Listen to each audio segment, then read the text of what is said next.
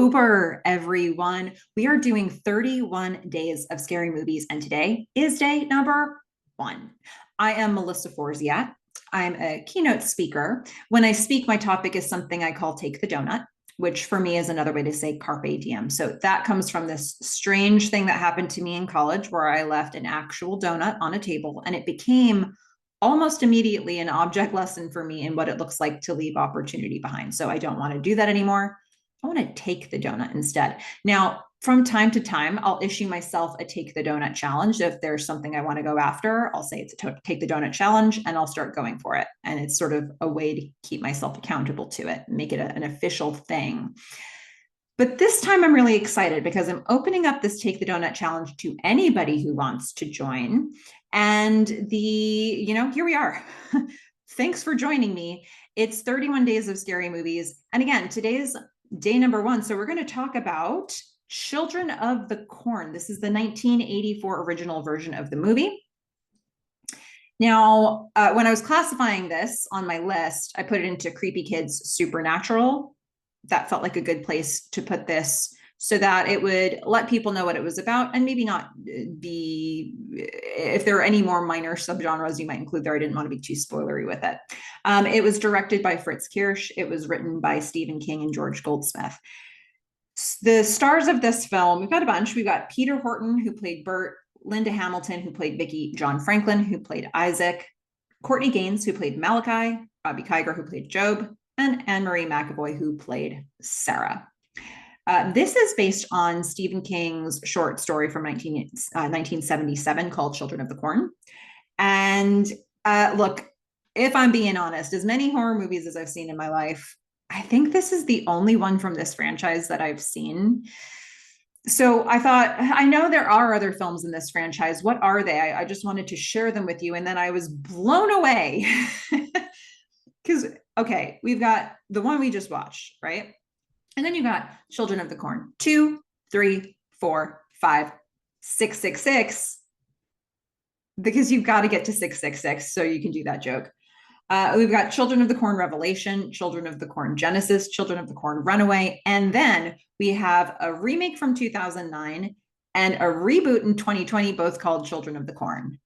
If you liked this film, there's plenty more where that came from, okay? So go out there and start finding some other Children of the Corn films to watch if you're into it. But okay, why did I want to watch this one first? Why is this first on my list? I've got a reason, and here's what it is. So I have had on a number of occasions a thought that I would love to create for myself a series of shirts that have on them printed a line from my favorite horror movie, each one with a different line. And then I start, maybe I'm like going for a long walk and I'm thinking, oh, which lines would I put? And then after several minutes, I pretty much always arrive at the conclusion that, oh no, what I really want is one shirt that just says, he wants you to, Malachi. That's all I need, just the one. It's, for me, my favorite line in any horror film. It's not my favorite horror film, but it is my favorite line in any horror film. It's so good. Okay, so John Franklin, you killed it. The line itself is great. The delivery of it is what makes it. It's so good. And also I know there's some effects happening there, but just he wants you to, Malachi. I mean, come on, it's so good. Tell me your favorite line in a horror movie. If anybody agrees with me on this one, awesome, you're my people. But you're all my people anyway, so it's fine.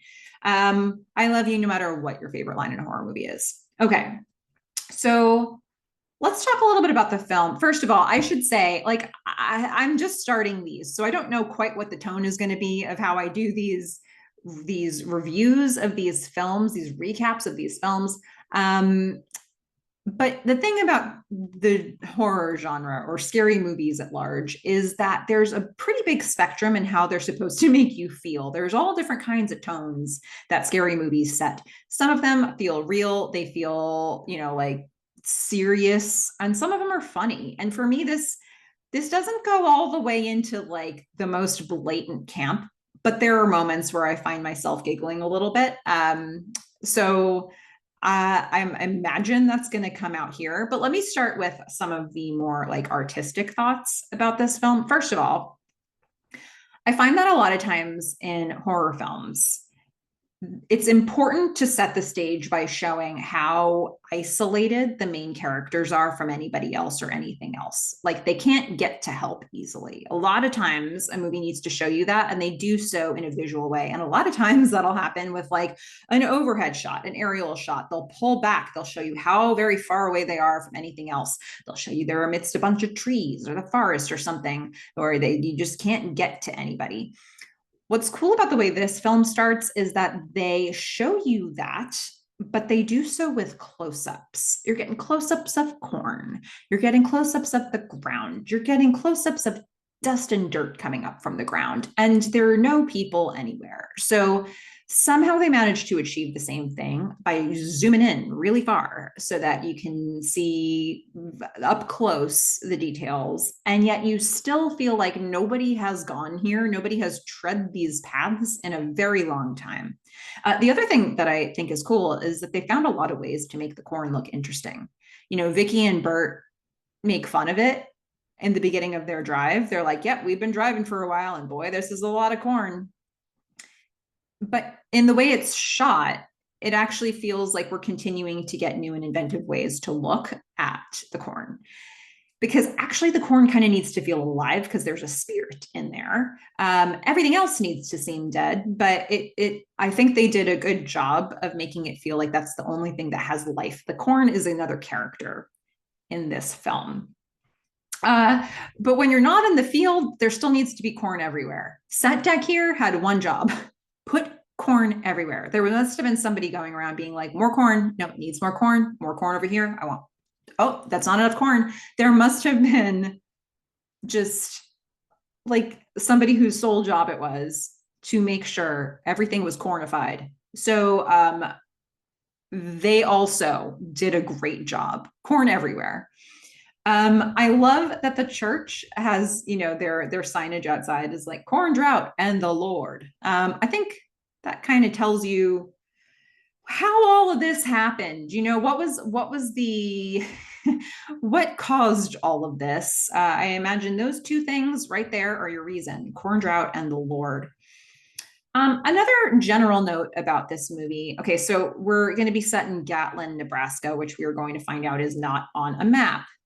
Maps are going to come in handy for the end of the movie, for the little button they put on the end. But I think, you know, it's sort of one of the subgenres that you could say, if you wanted to classify this in its own little nuance, would be like the weird town horror movie.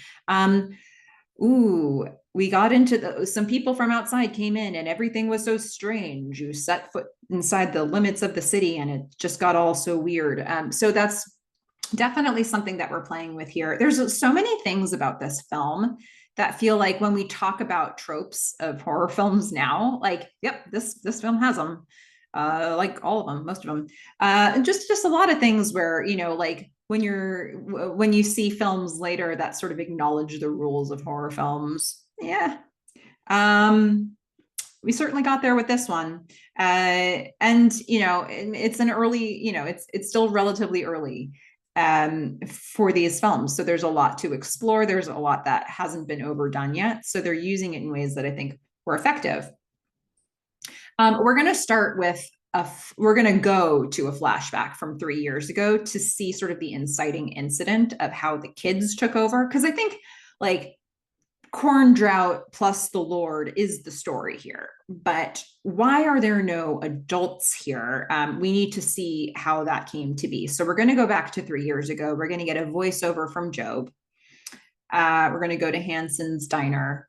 And we're going to see that Isaac, like, this is obviously a very coordinated attack. All of the kids in Gatlin have come up with a plan that they are executing, but it's not their plan. It's a plan that Isaac is delivering to them. We don't know much more about Isaac at this point, but we just see this boy in a hat who's staring into windows, giving people nods, being generally creepy. What a great visual. And actually there are a couple There are a couple times in this film that I really thought of Night of the Hunter. I didn't put Night of the Hunter on this list, maybe should have, but now that you're watching this, maybe you'll go and check it out. Watch Night of the Hunter, and now I think you'll see a lot of where Isaac might have come from, in terms of how he's depicted here, both visually. There's a scene later that really called it to mind. So, Isaac is ultimately, we're going to find out, sharing mission statements. He's sharing directives from a higher power. And the higher power here is get rid of all the adults. So I think, it looks like the kids did something to the coffee to knock the adults out. Those who resisted were killed right away. And it's happening all over town. So after today, there will be no more adults in Gatlin, and this place will be run by Isaac, with Malachi, I guess, is sort of like his lieutenant. And so that gives us a sense of it. We're also going to see that we've got young Sarah, who gets premonitions. She draws visions. She draws her visions. And then we're going to go to the credits, which I think are really fun because they're all Sarah's pictures that she's been drawing, and kids choir in the background. I mean, I think it's really good. It's got a little bit of that like eerie kids chanting A Nightmare on Elm Street vibe to it. And then you're looking at kids' pictures. I mean, somehow like it just says, like, can we make how much creepiness can we imbue these kids with? That was the question this film asked, and also answered. Now we're going to go to present day, and we're going to see somebody spying on Bert. And another thing that I really like about, a theme that you're going to see, maybe more of a motif that you'll see throughout this film, is before you see the person you're meant to be afraid of, you see either a weapon they're holding or their feet or legs.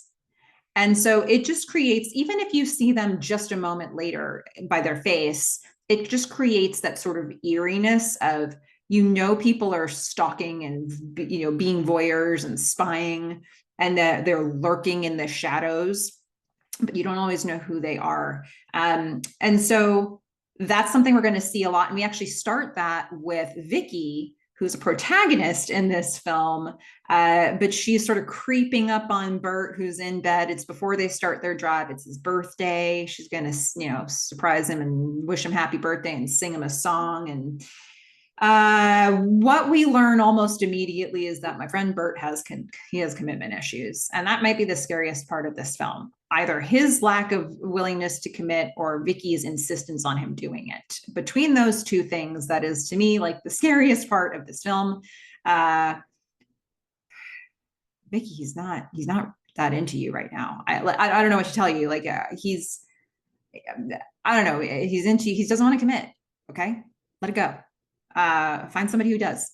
I don't know. I just, even the way they wrap this film up doesn't make me feel any better for Vicky.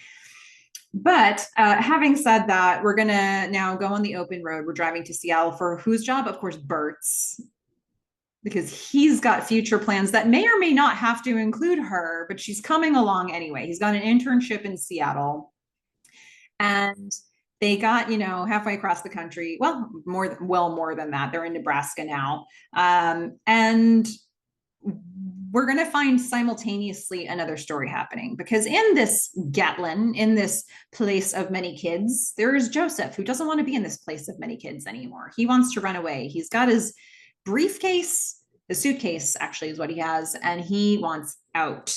He's not supposed to want out. That's going to be a problem for sure. But he runs away. I love we're getting handheld camera action. It really, like, we feel like we're with Joseph as he's running away, or that sometimes we're chasing him. Sometimes we're the ones being chased. Sometimes we're the ones chasing him. It's all very disorienting. I think cornfields are such a cool place to set something that's meant to have tension. We've certainly seen it before. There have been many things where there are tense scenes set in cornfields for this very reason, right? Because we're disoriented. We don't know where we are. The characters don't know where they are. And in this situation, they put us right there with him. He's going to get stabbed. And then he's gonna limp out onto the road and he's gonna be hit by Bert and Vicky's car.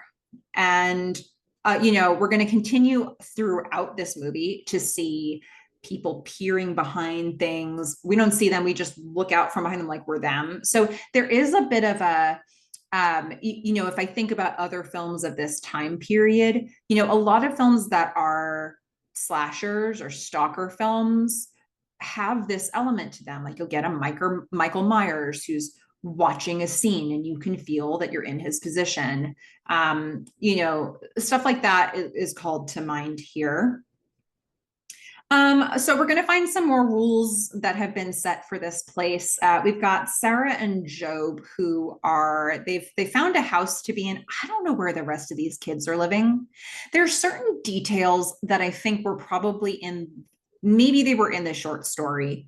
Maybe the short story was too short to flesh this stuff out. But I do wonder, like, how these kids have survived. Like, yes, they have corn. If you're going to sit here and tell me that all they've eaten is corn all this time, that no deliveries have come in, that nobody with a truck with things in it has driven through Gatlin and survived, but they clearly haven't. It seems to me that Sarah and Job are downright intelligent for finding this house and holding themselves up in it. And they've got all of their forbidden things in there. They've got Sarah's drawings, they've got music, they've got Monopoly, they're playing dress up. I really like Sarah and Job. I think as kids from horror movies go, especially from like old school horror movies, I think they're really, I'm very endeared to them. I like them quite a bit. So one thing that they say here, and I really feel like this is where maybe the short story might have helped. There might have been some things here that got cut for time, but we're going to hear Sarah we're going to find out that they were forgiven because they weren't in the corn the day he who walks behind the rows made himself known. I'm not 100% sure why these two would have been in danger when all the other kids were okay. So maybe somebody who knows the background on this can share that detail with me. They're giving us exposition that feels important as to why they are spared, but I don't know why they needed to be spared compared to the other kids. So the point is, the real bad guy of this film is he who walks behind the rows, who's a spirit of sorts. He's a god. Is he? I don't know. We see it depicted a couple different ways. Like we see in Sarah's drawing, she's got black squiggles. We see a fire-breathing dragon in a more adult drawing. And that, I think the idea of the plume of fire coming out of the dragon does track with what we're going to see later as a visual. We're going to get, this film's going to have some jump scares. We're going to get classic Vicky Dream jump scare. These two people are going to put Joseph in their trunk. And it really gave me pause because when you watch this film in 2024, and I'm sure way earlier than this, post cell phones, you realize how absolutely insane it is to put a kid's dead body in your trunk. Or dying body, because he could still be maybe he has just a little bit of life in him. Probably not. But, I don't know what else you were supposed to do at that time. Like they didn't have a phone. They'd have to get to the phone. But the point was that they were lost and they were having trouble getting to the phone to begin with. So they took it upon themselves to put this kid's body in their trunk. I feel like that should come home to roost for them at some point in the future, but that's another film, I guess. So, that's what we're seeing so far. We're going to see them trying to get, they're trying to get to Hemmingford, but they keep getting closer to Gatlin. It reminds me a bit of a movie that comes out just after this, Labyrinth. That is not a horror film, although it's got its creepy parts for sure. It's got its spooky moments. But with that film, like So, that character I think her name was Sarah, trying to get into the labyrinth to begin with, there is a bit of this feeling of like, but how am I here now? How am I over there? And there's also another part where she's in a maze and things are getting all mixed up. And I feel like that's something that was played with a lot here. Maybe that was something that inspired some ideas in that movie. So, okay. We're going to learn a little bit more about Isaac and Malachi now. We've got Isaac preaching.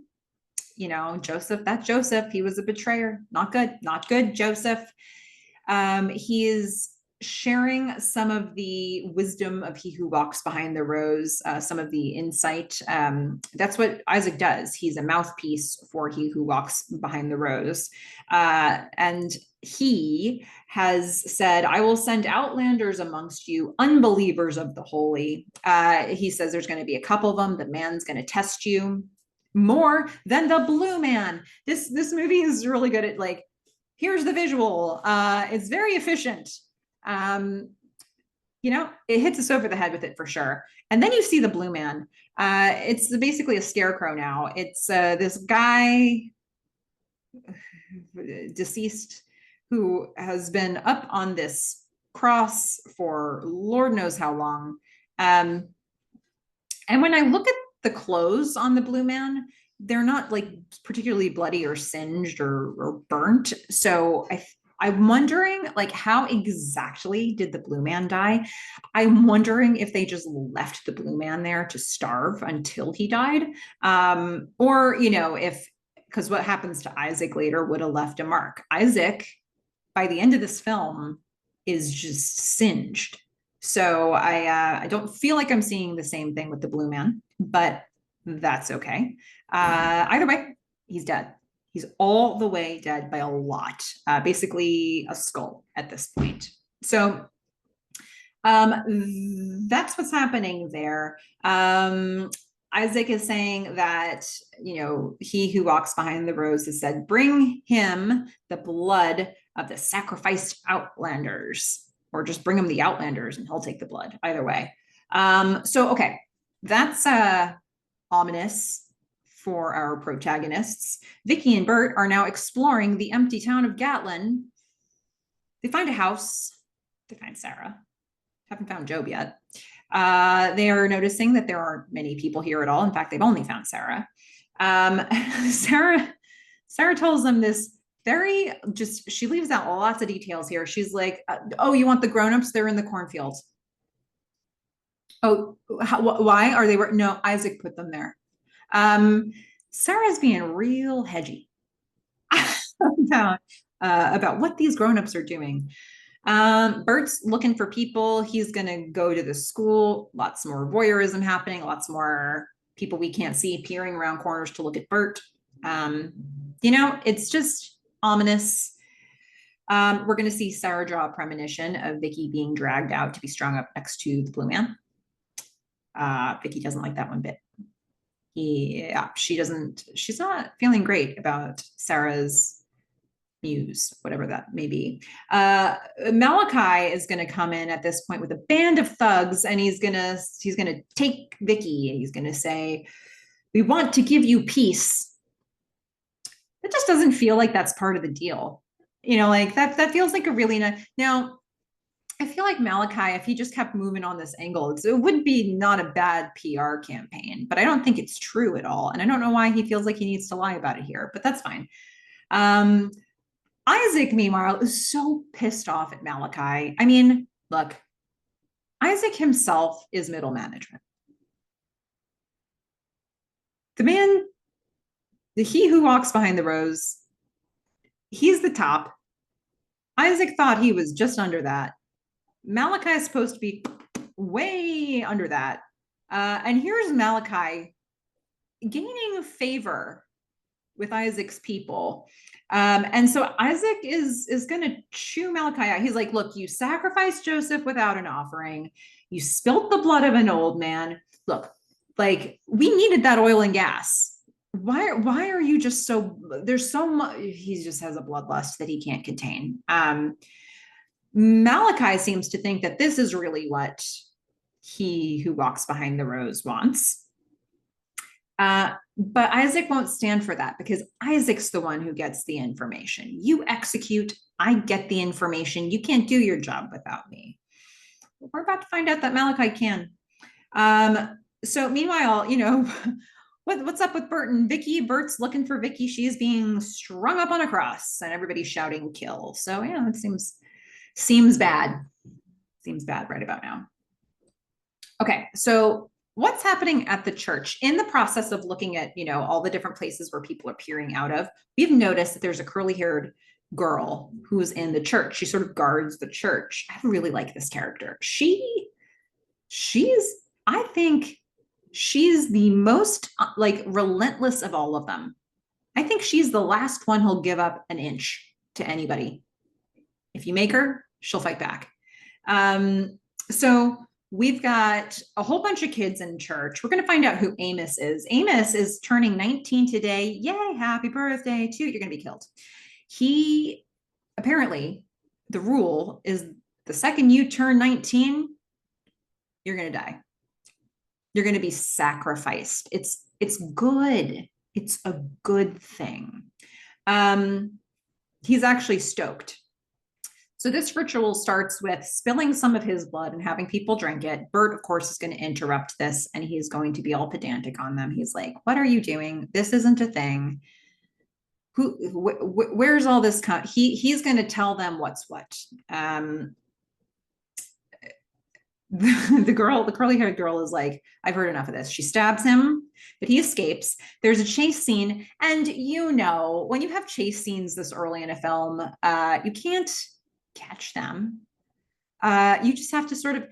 The thing is, there are even films on my list of 31, days of scary movies where there's like a purposeful cat and mouse situation happening. That's not what's happening here. They just are bad at catching him, I think. They're trying to catch him and they're failing. At one point, Malachi and Bert face off and Bert gets the better of him, kind of knocks him out for a second, stuns him, runs away. Job's going to find Bert. He's going to hide Bert in like a cellar under the ground. That's where cellars are. And Sarah's there too. She's going to patch him up a little bit. We're going to have this whole little bit of, there's a little bit of, backstory about, now that we've seen a bunch of stuff play out, Job's going to fill in a couple of the blanks for us. But I thought one particular line that strikes me as being from the time is Bert saying, because the cellar was stocked with things because of war, because of communism. And Bert's like, "Yeah, I don't think it's the communists we have to worry about." So knowing that this came out in 1984, we weren't quite at the complete downfall of communism. That happened a lot more quickly later in the 80s.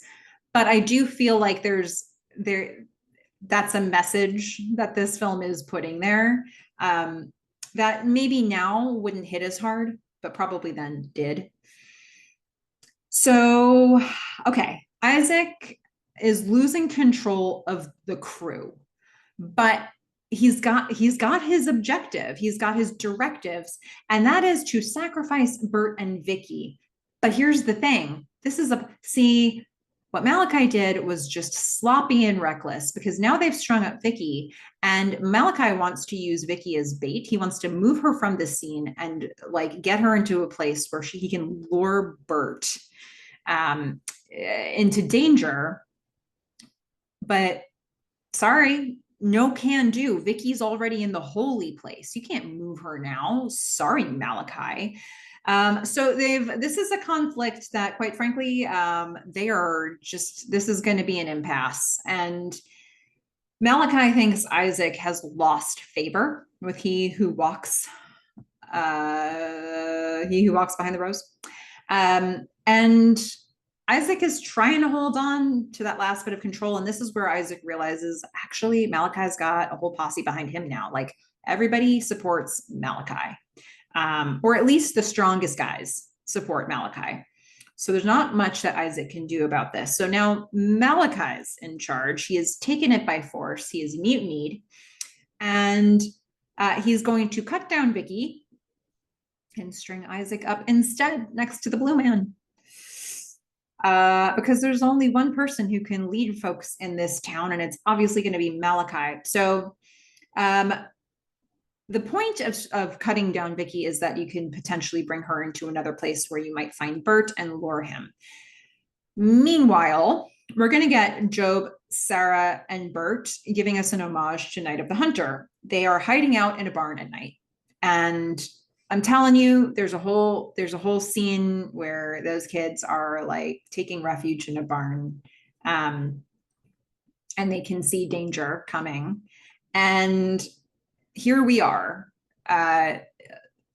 It's certainly not shot for shot, but it definitely reminds me of that. So it is nighttime. Bert is now going to look for Vicky under cover of night. We're going to see Isaac crying. He knows what's coming. Kids are sitting around with torches waiting for the action. And then the sound of him, the sort of like, it almost sounds like a dog, like a growling sound. Amos is pumped. Finally, I get to go to him. He's going to walk into the corn and just be gone. He's going to scream. The ground, we're going to see now this thing happen where the ground is sort of like bubbling up as he who walks behind the rows underneath the dirt is now moving towards him. Amos screams. Amos is dead. But, you know, Amos probably was kind of excited about that. So what are you going to do? Isaac is panicking now. He knows what's coming. He's trying to bargain. You know, it's a stage of grief, I guess. He's, I did everything you wanted. I did everything. That's not enough. This is where, you know, I imagine that the reboot and the remake probably had different special effects that were more modernized.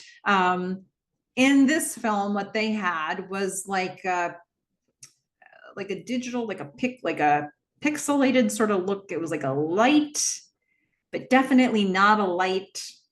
Starts out as yellow. It's going to consume Isaac and then turn to red. And Isaac is going to scream. And with all of this happening, that's just, you know, this is just where Bert can jump in. He's going to attack. Vicky's free. Bert's going to blaspheme. He's like, look, you and your religion, you think this is religion. This is not. I'm telling you, I know religion and it's not this. He says any religion without love and compassion is false. Bert's on his high horse here, but Bert's also outnumbered. Malachi is going to fight Bert, but once again, Bert wins.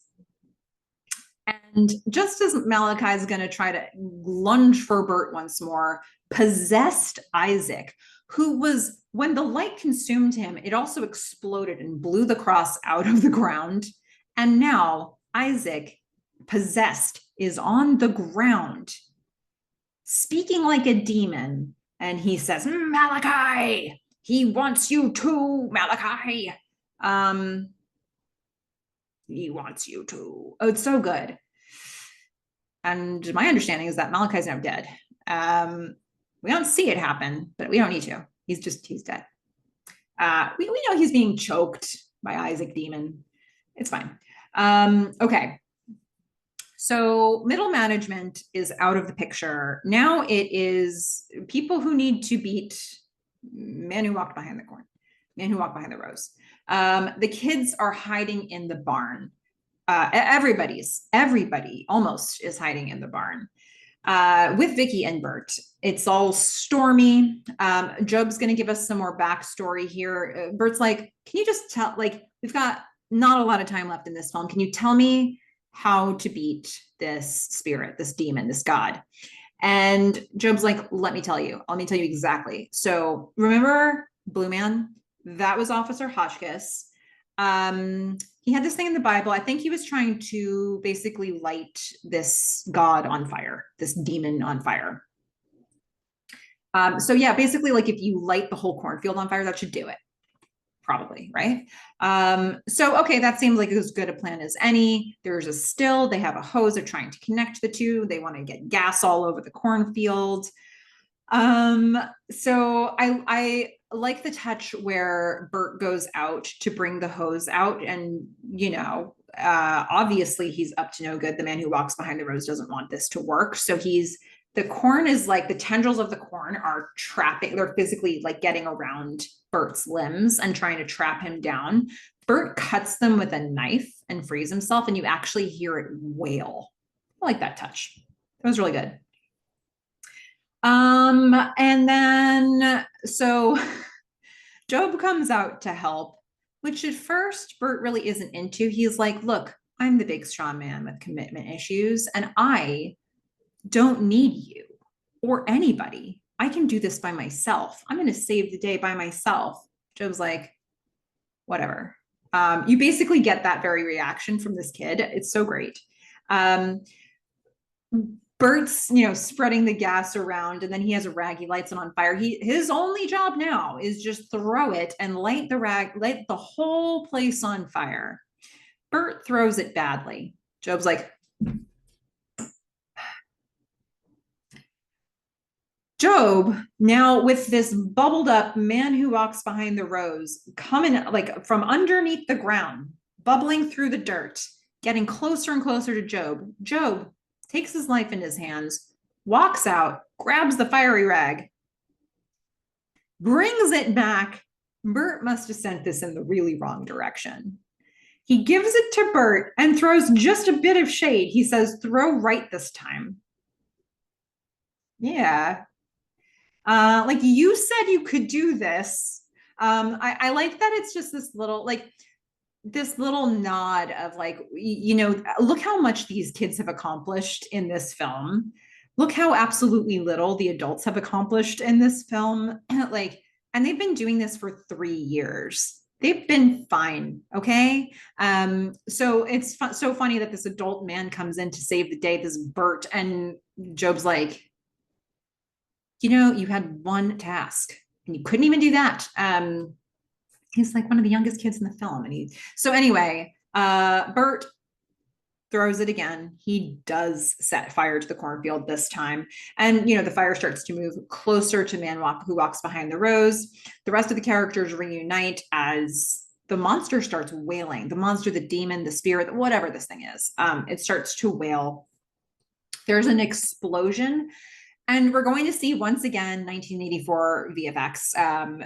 It's basically just like they're trying to show light coming down or light around this explosion, a red light. Unfortunately, it doesn't like explode. It doesn't get sucked into the earth. It's sucked into the sky. It's sucked into the ground, which is where it had seemed to have been before. So I feel like this is why we have as Children of the Corn 2, 3, 4, 5, 6, 6, 6 plus others. So we need to put a little button on this movie. It's still night. We've got the 4 at this point main characters. So we've got Vicky, we've got Bert, we've got Sarah, we've got Job. They're all walking together back to Vicky and Bert's car, which is covered in corn. There's corn absolutely everywhere. And look, it's not going to work. They're just going to walk to Hemingford. That's what they'll do. There's, the final joke of like, oh, the kids are going to be their kids now for like a day or 2 days or maybe a week. And Sarah's, Vicky is trying to like get this to be how about a little longer? How about a little longer? How about commitment? He's like, he's not that into you, Vicky. So we're going to get one last scare because this map that didn't even have Gatlin on it to begin with, Bert needs to get that so they can get to Hemingford. And he goes into the car to grab the map, and who's still there? You knew it. The girl with the curly brown hair, because she is relentless. She's not giving up. Tunnel vision, that one. Everybody else is, like Malachi and Isaac, they've perished at this point. There is absolutely no indication that her continuing to fight this battle is going to do her any good. But frankly, she doesn't like that Bert came to her earlier and in front of everybody just said everything you believe in is wrong. She doesn't like it. So she's going to try to kill him in the car. But Vicky knocks her out. And that, my friends, is the end of the film. So I don't know, like that's the recap. And it's a fun film. It doesn't take itself too seriously. There's just enough weirdness. Look, this kind of thing doesn't really scare me. But I enjoy seeing a film from 1984 and seeing how many things it's doing that definitely feel like a horror film. I like that it makes me laugh at points. It doesn't make me cry. So there's that. But I think that it's got some really good characters. I mean, Isaac, for me, that makes this film.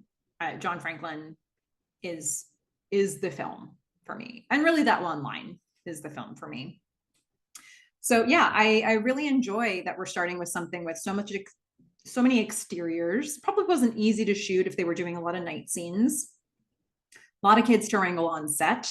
But yeah, I enjoyed this being our very first day. Now that's what I thought about Children of the Corn from 1984. What did you think? Let me know in the comments. I'd love to know your feedback. There were even a couple questions I asked along the way. I'd love to get your thoughts, especially those who know more from this franchise or from the short story.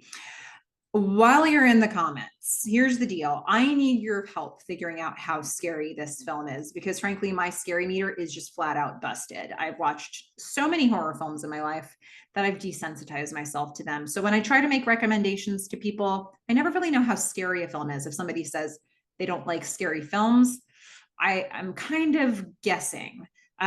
So it would be great if you would go into the comments and rate this film from 1 to 10 on your scary meter. 1 being, that wasn't really all that scary, to 10 being, that was the scariest thing I've ever seen. Where does it sit for you? This isn't necessarily a rating of how good the movie is. It's a rating of how scary the movie is for you. Let's see where we land with it. Very curious on that one. And next time, it's going to be, of course, day 2, and we are going to watch The Strangers, a 2008 home invasion film. So get ready for that. I hope you'll join me again. Happy EEKtober, everybody. Get spooky, get donuts.